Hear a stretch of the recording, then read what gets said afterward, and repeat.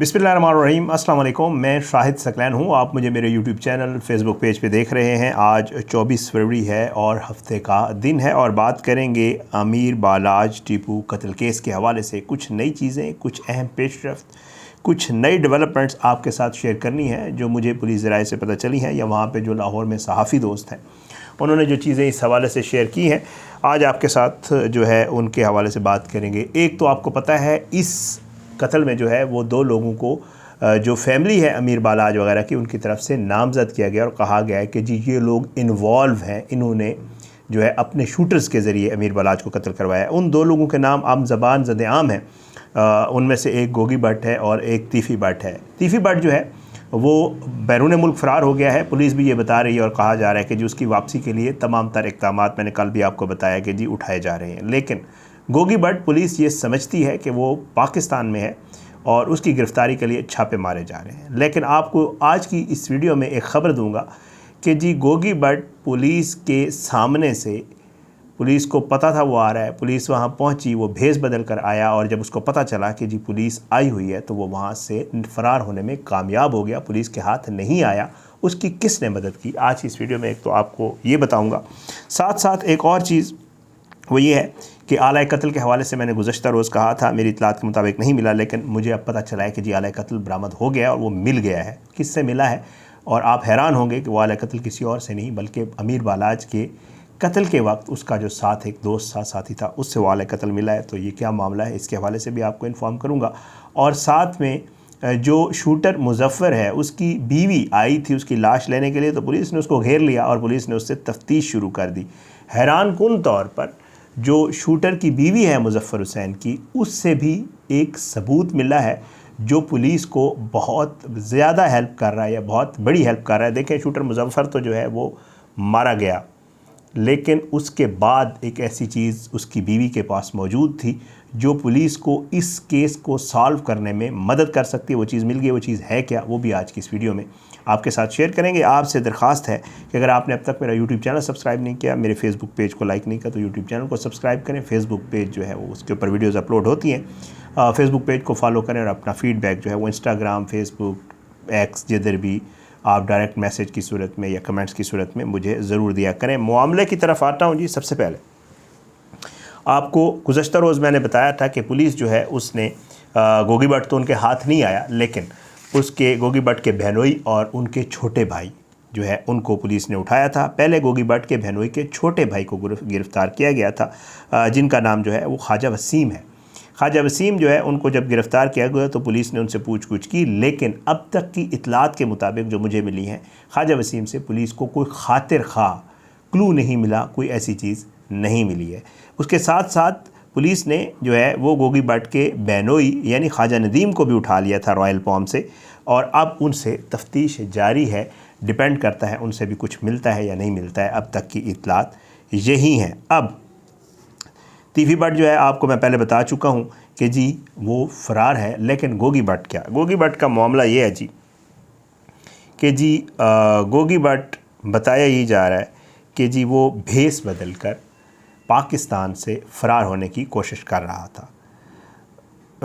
मालूमात ये हैं कि वो भेस बदल कर कराची एयरपोर्ट पहुंचा और कराची एयरपोर्ट के ऊपर, क्योंकि आपको पता है पुलिस भी वहाँ पे लगाई होती है, मौजूद होती है, और साथ साथ जो है उसका नाम भी लिस्ट में डाला हुआ है। तो जब उसको किसी ने बताया, उसको इल्म हुआ कि जी पुलिस उसका इंतज़ार कर रही है और उसको गिरफ़्तार कर सकती है, और ये पुलिस को पता चल चुका है कि वो भेस बदल के आ रहा है, तो वो एयरपोर्ट पे आए हुए वो एयरपोर्ट पे मौजूद था और वहाँ से वो वापस निकला और फ़रार होने में कामयाब हो गया। पुलिस देखती रही और वो पुलिस की नाक के नीचे से जो है मुलज़िम जो मुलज़िम है, जिसके ऊपर इल्ज़ाम है, जिसको नॉमिनेट किया गया है, ज़ाहिरी बात है ये तो अभी प्रूव होना बाकी है, उन्होंने करवाया या नहीं करवाया डिपेंड्स, बट ये है कि अब जो मुलज़िम है जिसको पुलिस ढूंढ रही है वो पुलिस से निकलने में कामयाब हो गए। ये इत्तला जो है मुझे मिली, मैंने कहा आपके साथ शेयर कर दूँ। बहरहाल जो है उसकी तलाश के लिए छापे भी मारे जा रहे हैं और बाकी इक़दामात भी उठाए जा रहे हैं और रिश्तेदारों को भी उठाया जा रहा है, वो मैं आपको बारहा बता चुका हूँ। अब दूसरा मामला है जी आला कत्ल के बरामद होने वाला। आला कत्ल जो है उसके हवाले से हैरान कुन तौर पर जो चीज़ सामने आई है वो ये है कि आला कत्ल किसी और से नहीं, मैंने आपको बताया था कि आला कत्ल नहीं मिल रहा, पुलिस चेक कर रही है, क्योंकि वो मैगज़ीन और पिस्टल जो है वो वहाँ से गायब था। बाकी शवाहिद इकट्ठे कर लिए गए थे, लेकिन ये 2 चीज़ें नहीं मिल रही थी। लेकिन अब ये पता चला है कि वो आला कत्ल जो पिस्तौल था वो जो उस वक्त बालाज के साथ उसके चचा, जिनको वो कहता था इंस्पेक्टर शकील भट्ट, ये ऑन ड्यूटी इंस्पेक्टर हैं, पंजाब पुलिस में होते हैं, और ये बालाज के वालिद के कत्ल के टाइम भी साथ थे और इन्होंने मुलज़िम पकड़ा था, और अब बालाज के कत्ल के टाइम भी ये साथ, वीडियो में भी मौजूद है, आपने देखा होगा, वो भी साथ थे। लेकिन अब ये इत्तलात हैं, ये मालूमात हैं कि पुलिस इंस्पेक्टर शकील भट्ट जो है, इन्होंने वहाँ से वो पिस्टल और मैगज़ीन उठाए थे, और पुलिस ने, क्योंकि उनको शामिल तफ्तीश किया हुआ है, पुलिस उनसे पूछ-गुछ कर रही है, और वो जो है उन्होंने वो आला कत्ल और मैगज़ीन जो है वो पुलिस के हवाले किए हैं और वो उनसे बरामद हुए हैं।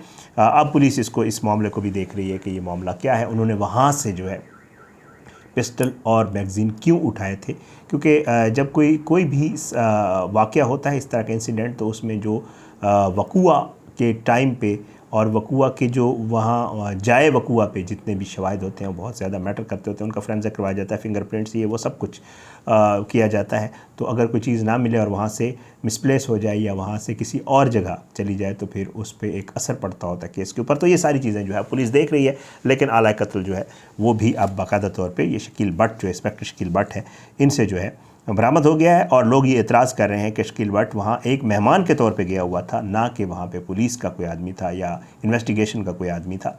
तो आला कत्ल उन्होंने वहाँ से क्यों उठाया और वो लेकर क्यों आए, ये डिपेंड करता है। बहुत सारे सवालात हैं और इनके जवाबात ज़ाहिर है पुलिस तफ्तीश में ही सामने आएंगे। इसके ऊपर कमेंट करना भी ज़ाहिरी बात है, वो केस एक चल रहा है और उसके मामला चल रहे हैं, तो हमारा काम इन्फॉर्म करना है आपको कि ये मामला चल। अच्छा, एक और चीज़, और वो ये है कि शूटर मुजफ़्फ़र की बीवी, आपको मैं बता चुका हूँ कि जी शूटर मुजफ़्फ़र की जो बीवी है, पुलिस वो उसको हिरासत में ले चुकी है। वो आई थी कि जी लाश मेरे हवाले करें, पुलिस ने कहा जी हम तो आपको ढूंढ रहे थे, आप खुद ही आ गई, तो अच्छी बात है। तो पुलिस ने जी उसको ज़ेर हिरासत ले लिया और पुलिस ने उससे पूछताछ शुरू कर दी। एक चीज़ ये है कि जो शूटर मुजफ़्फ़र है उससे जो मोबाइल मिला था, मैंने आपको बताया था नया था, और जो सिम ख़रीदी गई थी वो भी नई थी। सिम जो है वो बदीन की एक खातून है, लतीफ़ा बीबी उनके नाम पे, और कहा यह जा रहा है कि शायद ये शूटर मुजफ़्फ़र की कोई रिश्तेदार खातून है।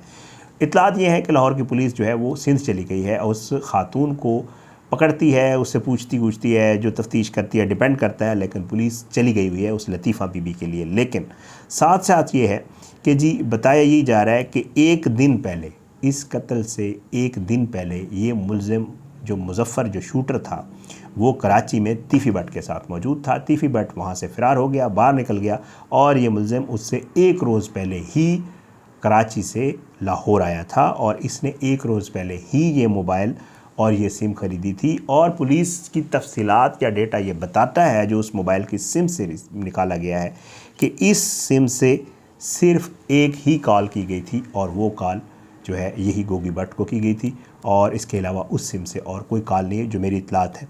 तो ये एक जो है चीज़ नई है, मैंने कहा ये भी आपके साथ शेयर कर दूं। अब उसकी बीवी से एक और चीज़ मिली है, शूटर मुजफ़्फ़र है उसकी बीवी से भी एक चीज़ मिली है, वो भी आपके साथ शेयर कर देता हूँ।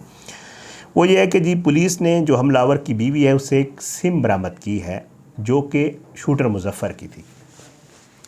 अब वो सिम अहम क्यों है और किस तरह जो है वो क्लू या किस तरह हेल्पफुल हो सकती है इस कत्ल को सॉर्ट आउट करने में, तो उसका मामला ये है कि जी हमलावर जो है शूटर मुजफ़्फ़र वो इस सिम से जो है मुसलसल जराइम पेशा लोगों से राब्ते में रहता था। यानी सिम उसकी बीवी के पास है किसी मोबाइल में, और जो शूटर मुजफ़्फ़र था वो मुख्तलिफ़ लोगों से इसी सिम से रब्ता करता था, किसी और सिम से नहीं।